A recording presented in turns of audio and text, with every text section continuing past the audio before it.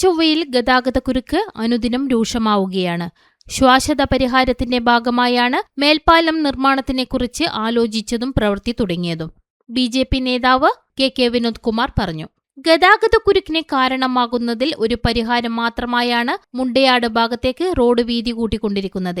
എന്നാൽ കണ്ണൂർ തലശ്ശേരി ഭാഗത്തേക്കുള്ള റോഡിലാണ് മുണ്ടയാട് ഭാഗത്തുനിന്ന് വരുന്ന വാഹനങ്ങൾക്ക് മുറിച്ചുകടക്കൽ ആവശ്യമായി വരുന്നത്. മുണ്ടയാട് ഭാഗത്തേക്ക് വീതി കൂട്ടിയാൽ മുറിച്ചു കടക്കുമ്പോഴുണ്ടാകുന്ന ഗതാഗതക്കുരുക്കിന് പരിഹാരം ആകുമോ എന്ന് കണ്ണൂർ എം.എൽ.എ. വ്യക്തമാക്കണം. കണ്ണൂർ തലശ്ശേരി റോഡിൽ മേൽപ്പാലം നിർമ്മിക്കുന്നതിലൂടെ മാത്രമേ മുണ്ടയാട് ഭാഗത്തുനിന്ന് വരുന്ന വാഹനങ്ങൾക്ക് കുരുക്ക് ഉണ്ടാകാതെ നഗരത്തിലേക്ക് പ്രവേശിക്കാനാകൂ. കഴിഞ്ഞ സർക്കാർ നടപ്പിലാക്കാൻ പോയ അടിപ്പാത നിർമ്മാണത്തിനെതിരെയുള്ള പ്രതിഷേധം ശക്തമായപ്പോഴാണ് ശാശ്വതമായ പരിഹാരത്തിനായി മേൽപ്പാലം നിർമ്മാണം ആരംഭിച്ചത്. ഇപ്പോൾ തന്നെ കോടികൾ ചിലവാക്കി കഴിഞ്ഞു. പദ്ധതി ഉപേക്ഷിക്കുന്നതോടുകൂടി ചിലവായിപ്പോയ പണം പാഴാകുന്നു എന്ന് മാത്രമല്ല, മേലെ ചൊവ്വയിലെ ഗതാഗതക്കുരുക്കിന് പരിഹാരം ഉണ്ടാകാതെ പോവുകയാണ്.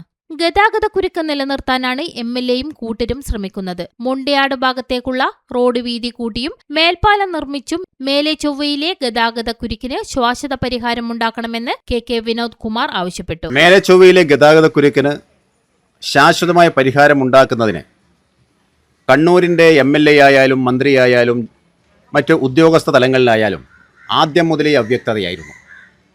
4 പദ്ധതികളാണ് ഇതുവരെ വന്നത്. അതിൽ ഒന്നാമത്തെ പദ്ധതി എന്ന് പറഞ്ഞത് മേലെ ചൊവ്വയിൽ സിഗ്നൽ ലൈറ്റ് സ്ഥാപിക്കാനായിരുന്നു. കണ്ണൂർ നഗരത്തിലേക്ക് കാലെടുത്ത് വെക്കുന്ന ഏതൊരാളും ഈ രൂക്ഷമായ ഗതാഗതക്കുരുക്ക് അനുഭവപ്പെട്ടുകൊണ്ടാണ് വരുന്നത്.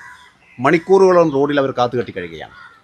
അപ്പോൾ ഒന്നാമത്തെ പദ്ധതിയായ ലൈറ്റ് സ്ഥാപിക്കാൻ, സിഗ്നൽ ലൈറ്റ് സ്ഥാപിക്കാൻ, അത് സ്ഥാപിച്ചു.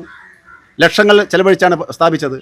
പക്ഷേ വ്യാപകമായ പരാതി വന്നു, ഡ്രൈവർമാർക്ക് സിഗ്നൽ കാണുന്നില്ല, അശാസ്ത്രീയമാണ്, അതുകൊണ്ട് പൊളിച്ചു മാറ്റി. ലക്ഷങ്ങൾ പഴയി. രണ്ടാമത്തെ പദ്ധതി എന്തായിരുന്നു? നമുക്കറിയാം, മേലെ ചൊവ്വയിൽ എത്തുന്ന ഏതൊരാളെയും രണ്ടാമത്തെ പദ്ധതി എന്തായിരുന്നു? രണ്ടാമത്തെ പദ്ധതി നമുക്കറിയാം, മേലെ ചൊവ്വയിൽ വരുന്ന ഏതൊരാളെയും സ്വീകരിക്കുന്നത് ഒരു വലിയ ആൽമരമാണ്. അവിടെ എത്തുന്ന ഏതൊരാൾക്കും വലിയ തണലേകുന്നൊരു മരം. ഫെബ്രുവരി മാസം മുതൽ മെയ് മാസം വരെ പുഷ്പിച്ച് നിൽക്കുന്ന ആൽമരം, ചുവന്ന പുഷ്പങ്ങളായിരുന്നു. അത് നമുക്ക് താണ കഴിഞ്ഞാൽ കണ്ണോത്തുചാൽ എത്തുമ്പോൾ തന്നെ ആ മരങ്ങളെ നമുക്ക് കാണാം. നന്ദിലത്തിൻ്റെ അവിടെ നിന്ന് തന്നെ നമുക്ക് ആളുകൾക്ക് കാണാം. അപ്പോൾ അങ്ങനെയുള്ള മരത്തെ മുറിച്ച് മാറ്റി. അതുപോലെ അവിടെയാണ് വലിയ കിണറുണ്ടായിരുന്നു, നല്ല ആഴത്തിലുള്ള കിണറുണ്ടായിരുന്നു. 100 കണക്കിന് ആളുകൾക്ക് ഉപകാരപ്രദമായിരുന്നു.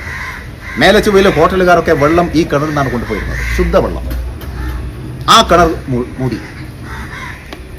അതിനുശേഷം അവിടുത്തെ ട്രാഫിക് സർക്കിള് വലുതാക്കി സിഗ്നൽ ലൈറ്റ് സ്ഥാപിച്ചു. അതും പരാജയപ്പെട്ടു. അതിൻ്റെ പേരിലും ലക്ഷങ്ങൾ പോയി. മൂന്നാമത്തെ പദ്ധതി മന്ത്രി കടന്നപ്പള്ളി എം.എൽ.എ. കൂടിയായ, കണ്ണൂരിൻ്റെ എം.എൽ.എ. കൂടിയായിരുന്നല്ലോ, അദ്ദേഹത്തിൻ്റെ നേതൃത്വത്തിൽ അന്നത്തെ സംസ്ഥാന സർക്കാർ മുമ്പോട്ട് വെച്ച പദ്ധതി അണ്ടർപാസ് നിർമ്മിക്കുക. അണ്ടർപാസ് നിർമ്മാണത്തിന് വേണ്ടി കൂടുതൽ പ്രാഥമികമായ പ്രവർത്തനങ്ങൾ നടത്തി, പഠനങ്ങൾ നടത്തി, അതിനുവേണ്ടി ലക്ഷങ്ങൾ ചെലവഴിച്ചു. അന്ന് വ്യാപകമായ പ്രതിഷേധം വന്നു. കാരണം മേലെ ചൊവ്വയിൽ കൂടി റോഡിനടിയിൽ കൂടി നിരവധി പൈപ്പ് ലൈനുകൾ പോകുന്നുണ്ട്. ആ പൈപ്പുകൾ മാറ്റി പുനഃസ്ഥാപിക്കുക എന്നുള്ളത് ദുഷ്കരമാണ്. മാത്രമല്ല, അണ്ടർപാസ് ഉണ്ടായ സ്ഥലങ്ങൾ, കണ്ണൂരിലായാലും ഇവിടെ ഉണ്ടായ സ്ഥലങ്ങളൊക്കെ പരാജയമാണ്. വെള്ളക്കെട്ടുകൊണ്ട് ജനങ്ങൾ ദുരിതം അനുഭവിക്കുകയാണ്, അശാസ്ത്രീയമാണ്. അതുകൊണ്ട് വ്യാപകമായ പ്രതിഷേധം ഈ അണ്ടർപാസിനെതിരായി വന്നു.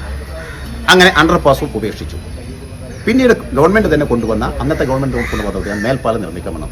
മേൽപ്പാലമാണ് അവിടെ ശാശ്വത പരിഹാരം. അന്ന് ബി.ജെ.പി. ഉൾപ്പെടുന്ന ആളുകൾ, യുവമോർച്ച ഉൾപ്പെടുന്ന ആളുകൾ സമരത്തായിരുന്നു. അവിടെ മേൽപ്പാലം നിർമ്മിക്കണമെന്നുള്ളത് നമ്മുടെ ആവശ്യം. അതിന് നമ്മൾ വ്യാപകമായി ബോധവൽക്കരണം നടത്തിയിട്ടുണ്ടായിരുന്നു. വ്യാപാരികളുടെ ഇടയിൽ ഒക്കെ നമ്മൾ അതിന് വേണ്ടുന്ന പ്രവർത്തനങ്ങൾ നടത്തിയിട്ടുണ്ടായിരുന്നു ബി.ജെ.പിയുടെ നേതൃത്വത്തിൽ. അവിടെ മേൽപ്പാലം നിർമ്മിക്കാൻ അതിൻ്റെ പദ്ധതിയും പ്രവർത്തനങ്ങളുമായി മുമ്പോട്ട് പോയി.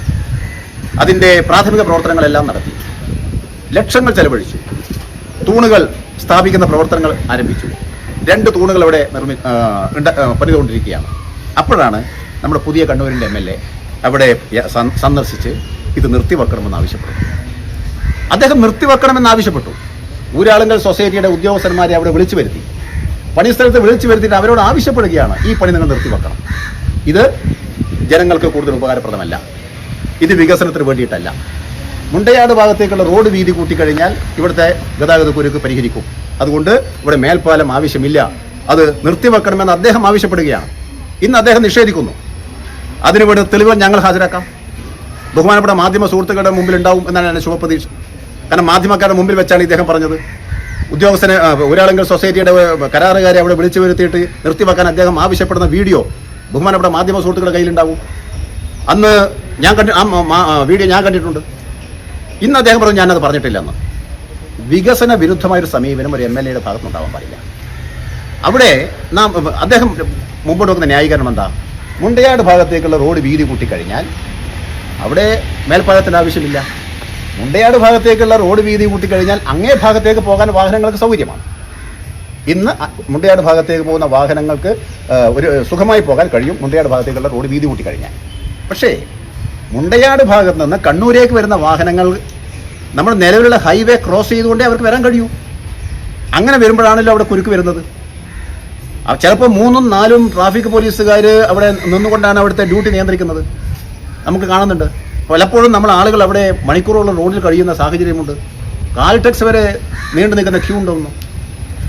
ചാല ബൈപ്പാസ് വരെ അങ്ങേ ഭാഗത്തേക്കും കിഴക്ക് ഭാഗത്തേക്കും ക്യൂ ഉണ്ടാകുന്ന വാഹനങ്ങളുടെ.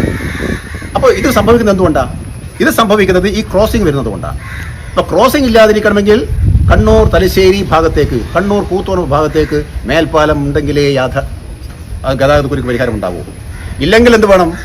ഇല്ലെങ്കിൽ മുണ്ടയാട് ഭാഗത്തേക്കുള്ള റോഡ്, ആ റോഡ് വൺ വേ ആക്കാതെ 2 ഭാഗത്തേക്കും, മുണ്ടയാട് നിന്ന് കണ്ണൂരേക്കും കണ്ണൂരിൽ നിന്ന് മുണ്ടയാട് ഭാഗത്തേക്കും പോകാനുള്ള വീതി, അത്ര വീതി അവിടെ കൂട്ടണം. പക്ഷേ അപ്പോഴും ഉണ്ടാകുന്ന മറ്റൊരു സാങ്കേതികത്വമുണ്ട്.